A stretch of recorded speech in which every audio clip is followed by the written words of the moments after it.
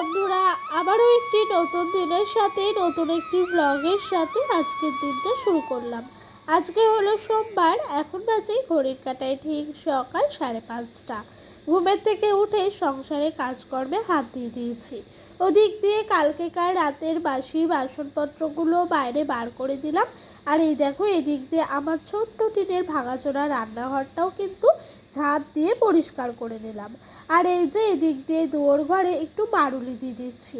তবে আজকে মারুলিটাই সম্পূর্ণভাবে গোল আকার ধারণ করেনি, একটু ট্যাড়াব্যাকা হয়েছিল।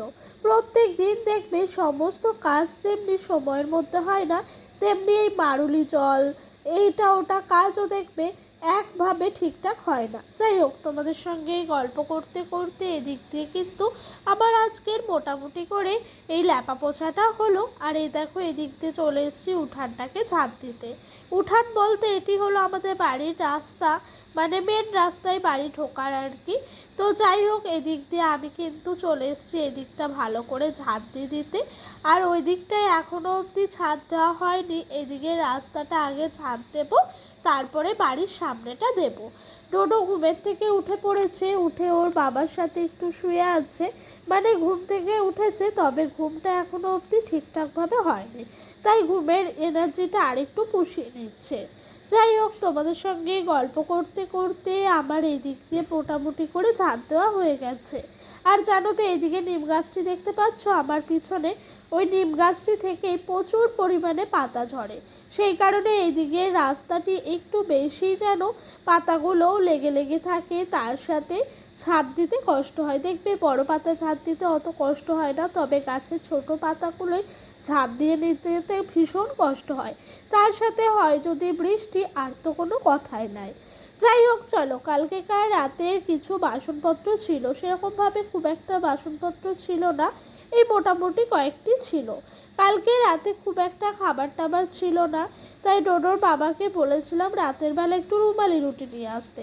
তবে ও আর রুমালি রুটি অত রাতে পায়নি, তাই নর্মাল রুটিগুলো যেগুলো হয় সেগুলোই নিয়ে এসেছিল। ওগুলোই বাড়ির সকলে কালকে খাওয়া দাওয়া করেছি।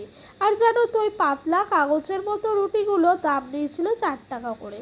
সত্যি কথা বলতে এই জিনিসের যে এত দাম, মনে হয় ঘরে যদি করা হয় কতই না সেফ হয়, তাই না বলো? তবুও ওকে বলেছিলাম রুমালি রুটি আনতে, ও যেহেতু পায়নি তাই আর কি আনা হয়েছে। তাহলে সচরাচর আমরা বাইরের খাবার খুব একটা বেশি খাই না, বাড়িতেই বানিয়ে খাওয়ার চেষ্টা করি আর কি। যাই হোক, তোমাদের সঙ্গে কথা বলতে বলতে এদিক দিয়ে আমার মোটামুটি করে বাসনপত্রগুলো মাজা দেওয়া হয়ে গেছে। আর এই যে দেখতে পাচ্ছ চায়ের এই সসপ্যানটা, এটা প্রত্যেক দিন আমার বালি দিয়ে তারের ছোবড়া দিয়ে ঘষে ঘষে মাজতে হয়। কারণ কি জানো তো, এই যে চা করা হয় চায়ের কষগুলো পুরো আটকে থাকে এই সসপ্যানটার মধ্যে। আর যদি আমি ভালো করে না মাজি, একটু মোটামুটি করে মাজি, তাহলে এই যে লাল লাল দাগ হয়ে থেকে যায়, দেখতে কি বিচ্ছিরি লাগে। তবে আমি জানি না কেন ডাল সিদ্ধ করার পর এত সুন্দর পরিষ্কার হয় কি বলবো, খুব তাড়াতাড়ি পরিষ্কার হয়ে যায়। এদিক দিয়ে দেখো জানলার ঝাপটি তুলে নিচ্ছি। আর এই জানলার ঝাপটি না এই নতুন করে কালকে আমার শ্বশুরমশাই বানিয়েছে, আর কালকেই লাগিয়ে দিয়েছেন উনি জানলাটির মধ্যে। দেখতে পাচ্ছ ওই দিকটা হাঁড়ি কড়াই বের করে রেখেছি, ওগুলোকে এখন সার্ফ ছাই দেবো। আর এই দেখো, আমার শ্বশুরমশাই এই দিক দিয়ে শিম গাছ লাগাবে, সেই কারণে নিড়ানি দিয়ে মাটিটা একটু নিড়িয়ে দিচ্ছে। আর আমি সেটাই বলছি, মাটিটা এভাবে কেন নিড়িয়ে দিচ্ছেন? উনি একটাই কথা বলছে, এটা ভালো করে যদি না নিড়ানো হয় গাছের চারাগুলো নাকি বেরোবে না। আর এই গাছটি আমার শ্বশুরমশাই প্রত্যেকবার রথের দিন লাগান।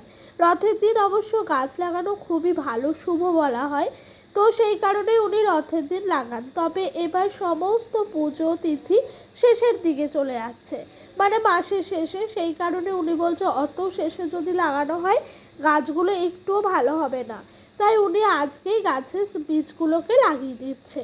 এদিক দিয়ে রান্না করা হয়েছে সকালে ভাত, আর রান্না করা হয়েছে ঘুগনির তরকারি। আর ওই দেখো, ওইদিকে দেখতে পেলে দুটো শুকনো লঙ্কা ভেজে একপাশে নুন দিয়ে রেখে দিয়েছি। একটা আলু সিদ্ধ মাখবো, ডোডোর বাবার আবার একটু আলু সিদ্ধ না হলে সকালের খাবারটা নাকি জমে না, তাই দুপুরে মোটামুটি করে বেশিরভাগ দিনই ও আলু সিদ্ধ দিয়ে খায়।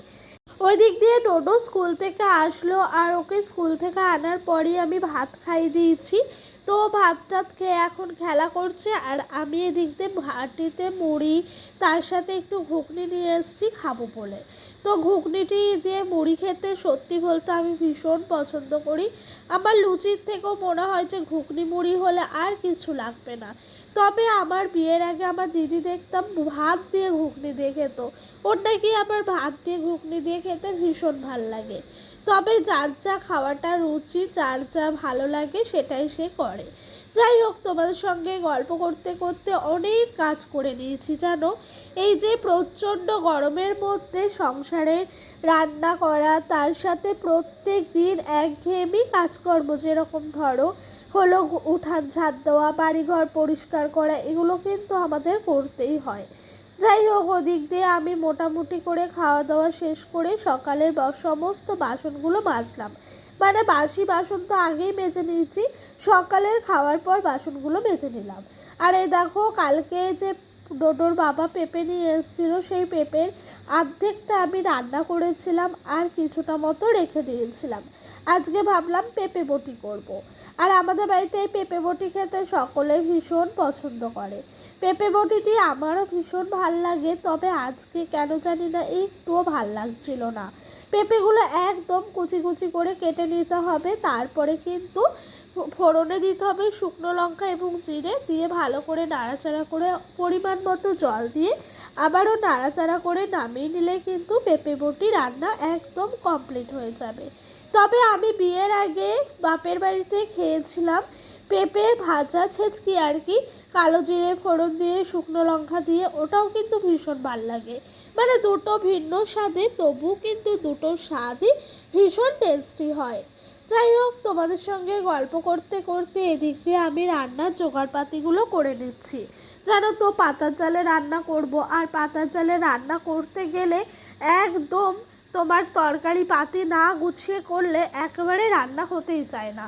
তখন এইদিকে রান্না সামলাবো না, ওই দিক দিয়ে সবজি কাটবো না মশলা বাটবো। সেই কারণে আমি কি করি, আগে ভাগে যখন পাতায় রান্না হয় সবজিগুলো একটু কেটে নিই। মানে দুটো তরকারি হলে একটা তরকারি সবজি আমি কেটে রেখে দিই, তারপর আরেকটা তরকারি ঠিক ভাত হতে হতে কেটে নিই।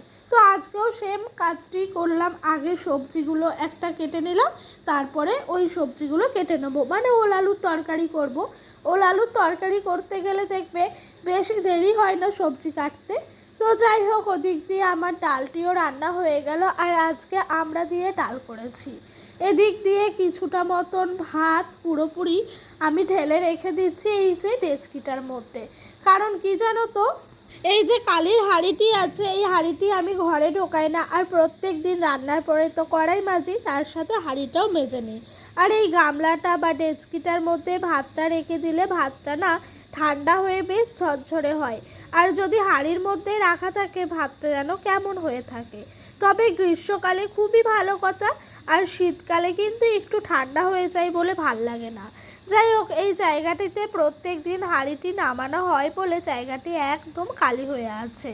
যাই হোক, রান্নাবান্না শেষ হওয়ার পর অনেকক্ষণ সময় একটু বসেছিলাম জানো। আজকে না এত গরম পড়েছিল, সকাল থেকে মাথাটা ভীষণ ধরেছিল। তবে মাথা ধরে আছে বলে বসে থাকলেও তো আর আমাদের হবে না, বাড়ির বউতে সংসারের কাজটুকু আমাদের সামলাতেই হবে।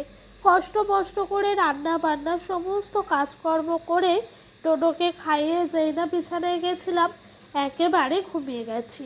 তবে শুয়েছিলাম যখন সমস্ত কাজ হয়ে গেছিলো, তো যখন উঠেছি তখনও কিন্তু মাথাটা আবারও ধরেছিল। তবে আমি এখন আর চা খাই না, চায়ের নেশাটা একদমই বাদ দিয়ে দিয়েছি। তাই রাতের বেলায় ভাবলাম মাথায় যদি একটু চুপচুপে করে তেল দিতে পারি, তাহলে হয়তো চুলটা ঠিকঠাক থাকবে আর মাথাটাও কিন্তু ব্যথাটা কমবে। তবে সারাদিন সকাল থেকে রাত অবধি এত মাথা যন্ত্রণা হয়েছে, অত্যাধিকভাবে কি বলবো, অল্পতে একটু রেগে যাচ্ছিলাম। দেখবে শরীরটাই ভালো না থাকলে খিটখিটে লাগে। যাই হোক, সন্ধ্যাবেলায় ডোডোর বাবা নিয়ে এসেছিল একটু কাঠবাদাম। ও কোথায় পেয়েছে কে জানে, মনে হয় রাস্তায় বিক্রি করছিল, সেখান থেকেই এনেছে। এই বাজারগুলো আমরা মেলা খেলাতেই খেয়ে থাকি, সেই কারণেই বললাম। তো ওই দিক দিয়ে শাশুড়ি মাদের কিছুটা দিয়ে এসছে আর কিছুটা আমার আর ওর জন্য নিয়েছে। তবে ও এটা দুপুরবেলায় নিয়ে এসেছিলো, সন্ধ্যার সময় কাজে চলে যাবে, তাই বললো তুমি কিছুটা নিয়ে নাও ক্যারি প্যাকেটে আর আমি কিছুটা পকেটে নিই। তারপরে ঘরটা আর দেখার মতো ছিল না। দুপুরবেলা জামা কাপড়গুলো ভাঁজ করে রাখিনি, যেখানকার জামা কাপড় সেখানেই পড়েছিল। উঠে ভাবলাম তড়িঘড়ি করে সমস্ত কিছু পরিষ্কার পরিচ্ছন্ন করলাম। আর এই দেখো এদিক দিয়ে স্নেক প্ল্যান্ট গাছটাও একটু সুন্দর করে